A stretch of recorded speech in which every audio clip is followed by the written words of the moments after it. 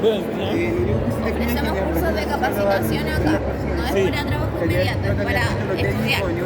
sí. ¿Ya? Tienes que tener algunos requisitos. ¿Cómo que?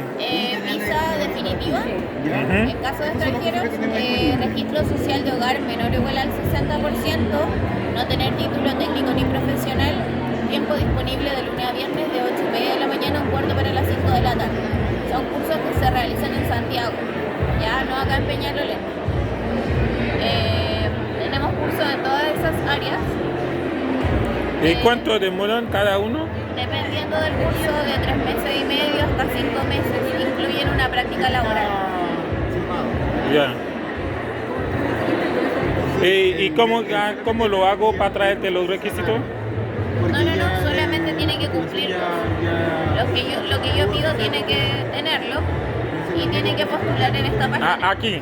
Sí, Ya, a vale. un formulario. Y si lo va a sacar la feria, se viene a inscribir inmediatamente para agendar la entrevista. No, voy a sacarlo y después postulo aquí. Ok. Ya, vale, gracias.